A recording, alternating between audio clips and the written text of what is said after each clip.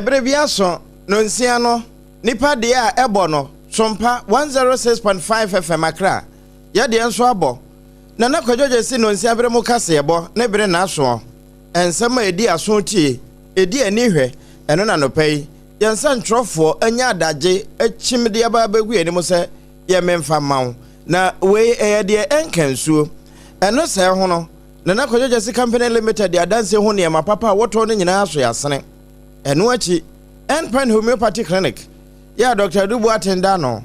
Wo ende na okuta yemu di homeopathy ayaresa ene physiotherapy no aka enho no pei. So ba na be ma wa yaresa fie ene ho. Tontina 74 T74. Titi hodudo no a abefo kwan so state of the art technology. Wo ma twe ahode no de agutu amu ne no. Ekuta yemu ebustimi no ama ya bekase na mawo. Nemo ma remfi se wo kyena fiadai ni na wo twe pepepepe ye wuram ewo SOMPA obi bas no na ye de atoawo enti kaneshi ehe na awo hia yen ewo abrekuma se wo ne central wo ne north ana so wo ne hen ana wo Accra central ba bia ye nyina hia na fe enepa ewo SOMPA fie no ye mfa ntoawo anopan sam a yensa ntrofo aboa no de amasamufu asem no efiri 106.5 FM Accra ana masantema age atum headquarters wo ba bia SOMPA TV wo no 21st clinic tua no ehwe adabraka 93.1 ayiko 100.9 so de suma santeman adamfopa radio France abrochi mamu makro mamu wo de som e Paris mountain so sabre kro na Kingdom 106.1 mankesem ene na afa nyina mfimfiri mantamu woto edi apete wo bono a 98.9 SOMPA sunwane ena 101.3 SOMPA doma 90.7 SOMPA nkransa ena 106.1 SOMPA tachimanya wonuma wato ye nyina no sanya SOMPA 101.1 takwa na SOMPA 103.3 takurade abusua Facebook no so no obetumi ehia yen na wonsam no wonkanto so nyina ba SOMPA 106.5 FM Accra. Sadi na nso na wa TikTok. Na mmom YouTube a SOMPA FM live. Anopai nsemo a yede ba no. Di abati bi ne se. Omampani John Dramani Mahama ahyebo se woni a wopese wo mudi sika ebehye enwuma mu ewo my Ghana na ne tichu enwuma no ebekọ atifimfam no. Eyade se wobema wo mu incentives. Yewra Dominic ayene se chema wuntumi case ho. Officer bae a chance Messi ni Ronaldo timbi bepe wafa won ayewa so West Mensin Assembly no etu na mosronkon ye twem se na obi apagya edan bi e wo Bawaleshi traffic light honom ena assembly no wo mako stop sa construction sada na yewura Mahmudu Bawumia wono so aka asem bi e wo Ghana fo abato ho sen wo sika no. Deputy Communications Officer Emma NDC Aminyokuno German North Mensin mu no chiremu ese warishemu se Public Account Committee ekuno se de aban ehye toto niema no eyade ansunsanso pa bi ebetime efi omdwumadie mu aba Honorable Abubakar Sadiq dodo na ebona mrane wo nachi se David woni na ekum Goliath no waye ade nwanwaso bi woni mpesua so anopa ye de ho nsamoba yebekwa amano ne Nigeria mino emuare hosem bi esi wo honom ne nyina eka ho bi na nopai asonfo benu yatsase a yede yetetrema ebefa ensem no ho ede amamo adwoa asare enimidin mene triple amai ajapia APAM DADAA.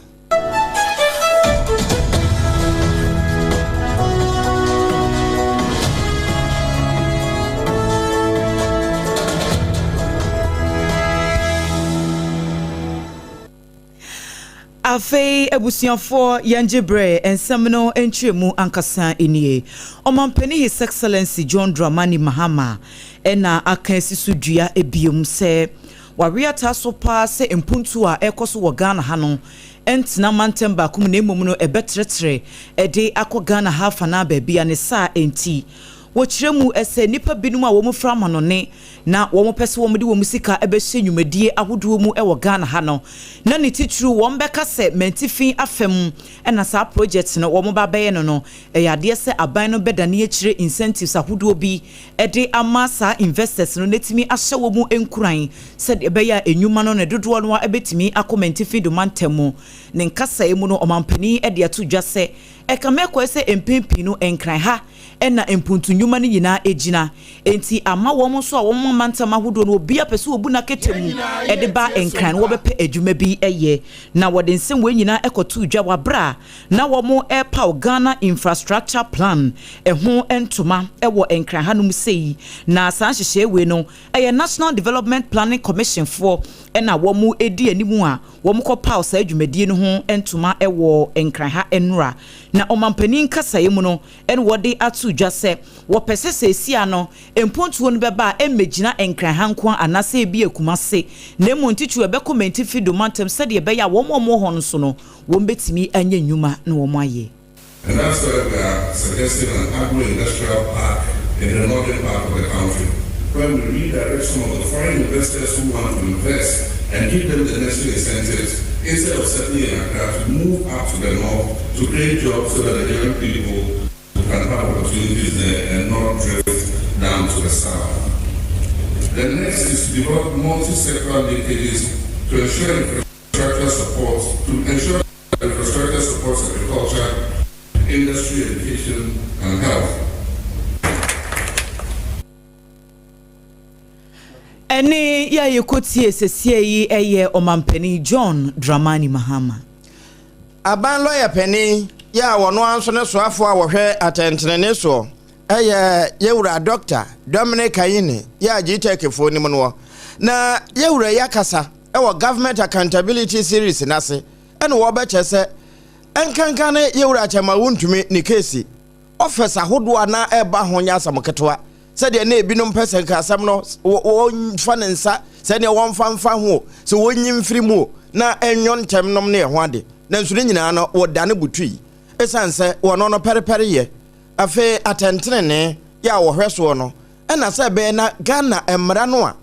ye de bu my rule of law ebetimi aye adwuma eno so no wogina e de ye na adwuma na sansemi no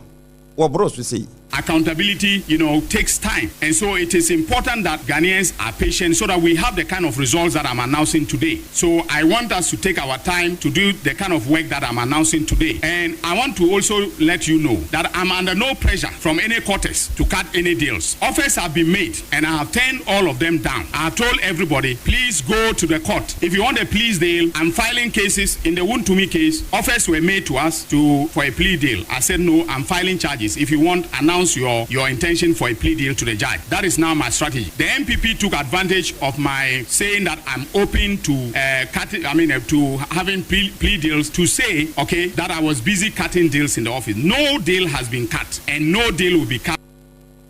Eno no waboso no sanya de adili bia bekoso wo no na kache na monso waka sa wabie na apono mu de ato ho se obi bia wo de nkasa ho bi bebe obeso mu nti ena won pese wo mo chia na no e de kokosisa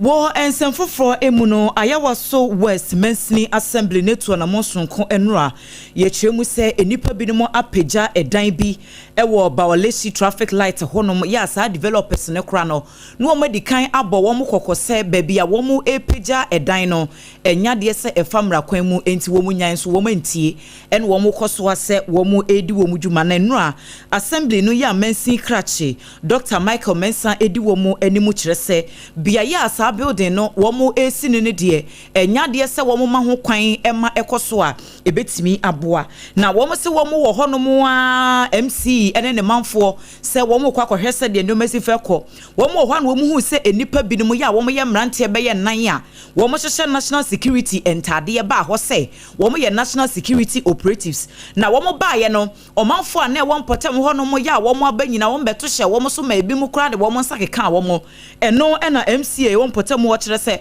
womo kɔfrɛ aposifo ne bambɔfo ma womo bɛkye saa emrante nan ne nyinaa na ne nkasa emu no wɔde ato dwa sɛ enya de a Mensini Assembly ne betena se sɛ bia so nsemfo bi a ɛte saa so womo di kan ma womo order na wo developer kro no wo si dan no kora no wasa akɔfa mrantie sɛ wɔn emepopo wɔn ani nkyerɛ ɔmanfo a ɛwɔ mpɔtam wɔn ti wɔ se mmra no wɔn de yɛ adwuma ɛwɔ assembly hɔ nom enti wɔn a wɔn si dan no so wɔn nti biribi ase a wɔn ma assembly hɔ na wɔn wɔ nkyerɛmu a wɔn de bɛma wɔn. Say man no permits. Even apart from that, so be back right in man or be permits say on sit dying high tension as say. Apart from that, Usha data namha o ma be say data no o ya be bo data ni nyina o be sit dying data ne so. Enti ama obi a permit say o be sit dying wa. Ye wa ha na nkrofo bi ba ha say o for national security. Ana mo sati bo police for ana ye chi omo. This kind of lawlessness in Ayawaso must stop. Ene ya yekotie sesie eye mensini krache panyini ewo Ayawaso West Municipal Assembly no emu Dr. Michael Mensa. Ene yenya free Ayawaso afan hope yenko ahafano Southwest. Eho na honorable Abubakar Sadiq wo ya aban krache panyi no David owo mpotam ho. Na wode sade wono mo kase community development program no wo se aban ni so ade hunu kine ye de wode nipa mako aduanan a wo mokọ tertiary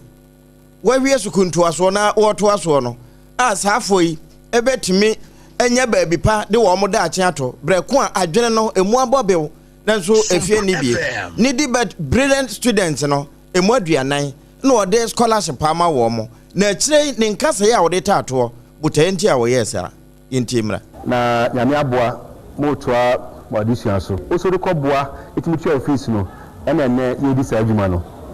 nti yɛbɛsrɛ sɛne yɛyito organizer kan no mansini mu ani na yɛde yɛfiri yɛbɛsrɛ sɛ nyame boa na obia timi ewie na disua ɛnɛ me na me DC o ebi ɔkyena na me bi na yɛde eba be DC ɔkyena na me bi na eba be MP nti ɛnkasa bi o manka so de ɛyɛ kurase nti nyame abɔ na youth school dia nkope kumasi be bi yɛde enkotira nyama adwuma da bi yɛbɛsɛ sɛmi na mbɛboa na ina support ama emansinyo atima konkan ya na wɔsɛ emansinyo obi antimi fi bi yɛde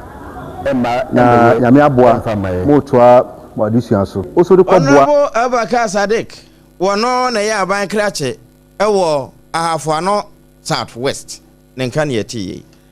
na nkita hudie bofotene abedi akire ema National Democratic Congress NDC amnyuko no wo German North Mensi no emu ewo bonomantemu eyura Daniel Nyameche wabo aben abaso pa ne titru omampani John Dramani Mahama se wetimi ahye Public Account Committee wo mudwumedie mu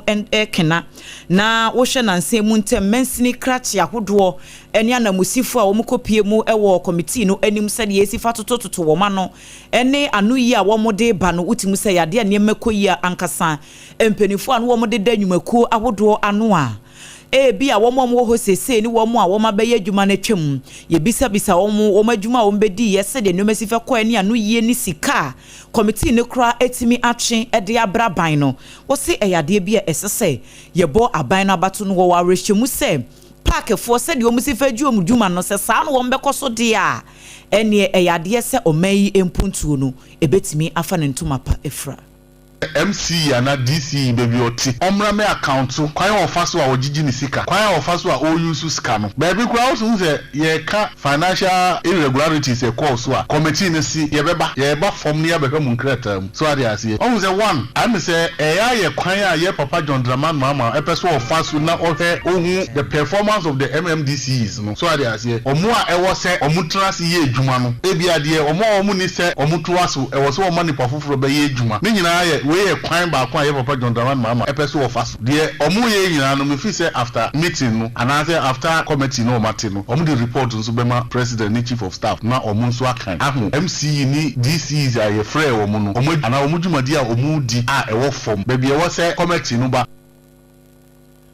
ne krakra mu ene wopanyi dia sudwa se na nsemu ntemu a park for etena sie German North Mensini Assembly abana musini ko honom na yetoto na no hwe se de ne woyi nsemu ano ne impuntunyuma hodo a woka ede fa sampa ene mia ya hodo a ewo bono mantem honom no a eyade se nani agye ho pa me hu yewra DC Adani George ene ni mpanimfo na omu ye anu na ye ka am say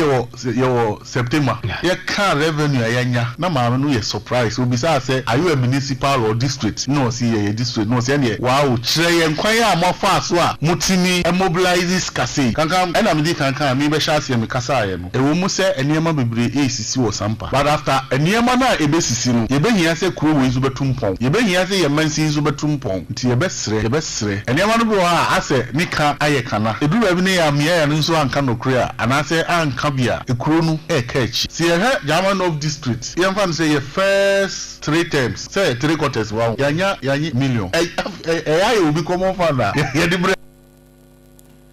Enkita hodie bofotene abedi echirema NDC amanyoko no wo German North Mensi no emu Daniel Nyameche eno bono afa hwa na sompa doma babia sompa 101.3 wono eho ena daji Mahmoud Baumia wode ne ntoa ba wobo ede pre franka ewo wosona manyoko mu no wode akwa kodu na eho nkomo awokokodi ye no wo chese ebinum nam no wo mo che na wo mo wasika wo mbetimi ede we kura aba ahwe kura mbetimi atwe osoro ede aba aba ka asase ho ene wo mo de kapa nenso Ghana fo aba wo mo to no enye sikani ene wo mo hwe no to aba ma no na emom de wo ni suade hunu na wo no akure ya na adwene mo aba bi wo betimi afre mpuntu ama na ba saafo na setrem ene wo mo abra bom ene ya wo to aba no ema na sansem no na yense ntrofo ho wo mo tase bi maye Ubaye umampenyi ewo Ghana ha emfa sika wo ubotom enye ubotom sika no wode be hwe Ghana fo eye ubotom sika enti untimi nkasa mi wo sika enti be hwe me property ena be to abama me enye no sa eye adwen ewo utim unimdia wo utim o ideas eno ena ede enpunto enfa so na ahoto ebe bre Ghana fo enti enye sika it is about ideas. Ideas nso de nyansa container adaji Mahmoud Baumia na wie na Doma West Constituency chairman ora kwa musu ebeche se wutie adaji Mahmoud Baumia nkase ye ne se de wosi ehwe no ho no a ase ye de enkunim no abotire no aso ane deda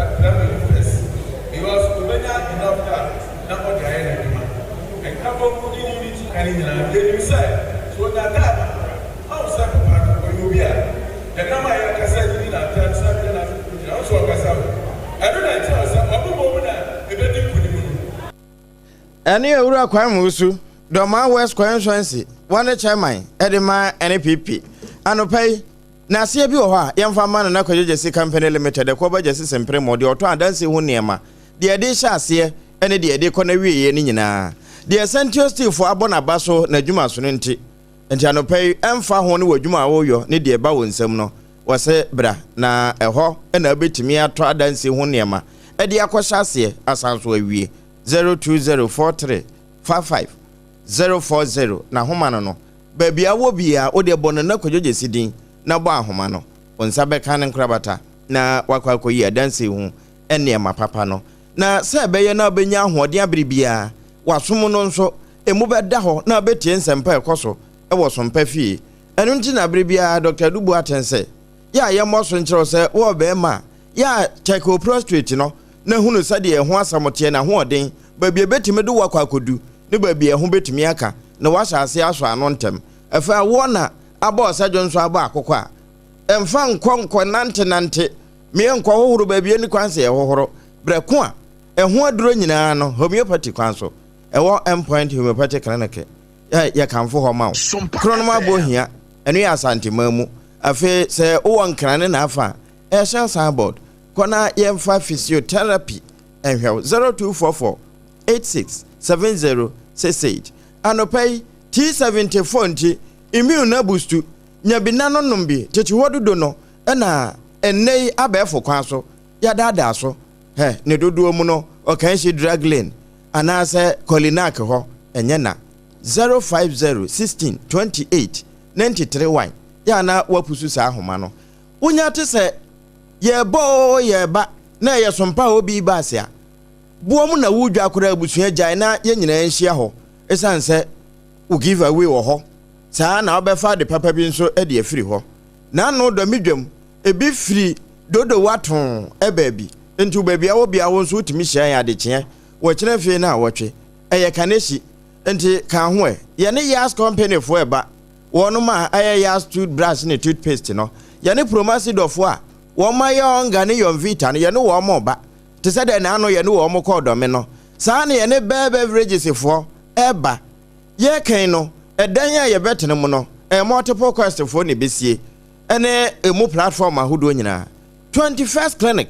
the sciatica commandant sciatica pace setters wo mo etimi twabo sompo kobroni krom ekosa broni fita sciatica yade abra wo mo nkotwetwe nkuku ne ponkose 21st ya fa yade to a wo mo sada no free health screening wono beye omo ohu yade ebutu pnachi a ebetimi ahawo anopa wo mo kan yen ho ene de kase ne ba ye na ye ho tia wamra ye ba ye be ko obi maso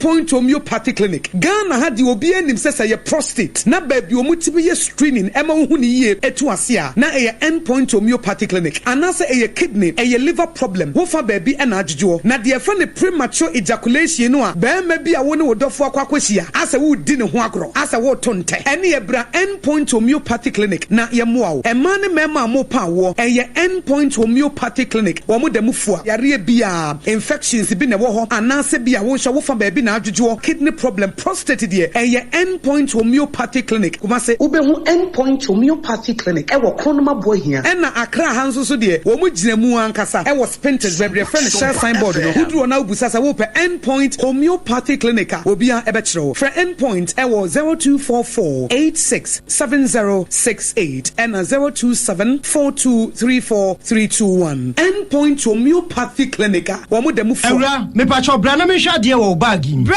aden enen so biem time heba me hye ya me ka se yi ba kun ani wayi me yensen bra sanya time heba me hya esia gyimi ni me fiefo enya de abaako ebeso yen we de udi se ofa ni nyina time heba me hya me ka se me di wa dance ya heaven ene de mekwa akopie enti se malaria we draw ne time heba mixture enye enunku o de nanum ato a wontimi anidie no time heba mixture duro no ene ye ma oba a wafa afuro de o ma akwada nofo ene akwada a woni mfie dumienu entimi num aduro yi bi se obeto aduro yi bi anoma hwe se wakọ hospital anase lab am ye hu se wo atridie malaria yi bi ansa se o petam heba mixture enu dudu atu a fo ani kire KNG Herbal Center ewo Emrom Abidjan House ana ba akoso wo atonsu Monaco Junction eno echi obenya bi atowo over the counter medicine sellers any herbal shop dodo na emu Fre 0244 417669 Kayo set time no TIME time herbal mixture afi malaria fever bi adani ziba ewo munu betu akọ FDA agi adwadie nkratoa yi atum tontonte yenum nsane e fadwen ne e fadwen mpa say na nim se bre bi beba ama tonti na 74 opa ye ne simple T74 abeye adru tonti na 74 ana T74 asa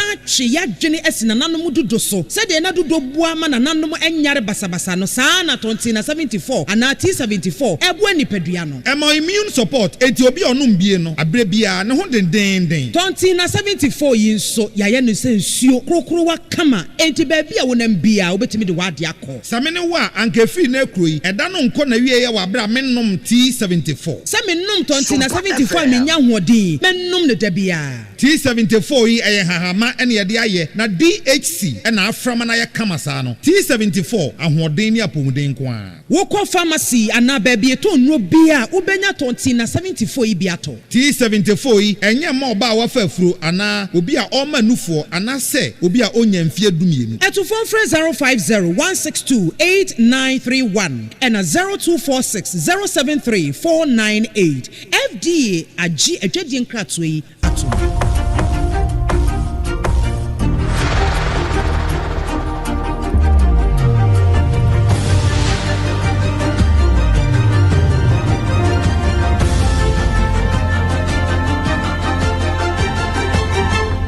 SOMPA TV Emma Aketuapa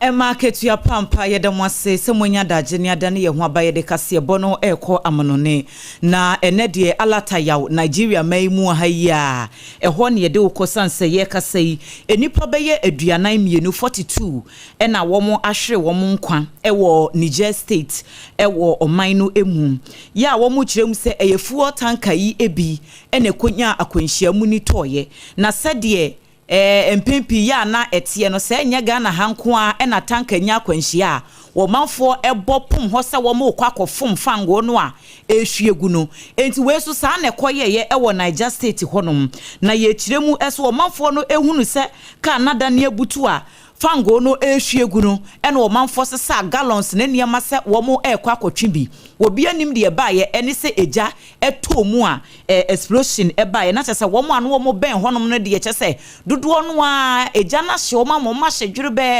ye hye wo mo nsokura enyeye enti nipa duana mienu ene hwere wo mo nkwa ene emu aduonu mienu 52 so de pra wo mo pra no epenifo chese anu odin ye pa Owura Abdullahi Baba Ara wono na ye head Niger State Emergency Services en woni ensemtwo twetwe nkoma wodi sasem no atu na rehosemi ebeto emontene so no Niger State for wo mo amana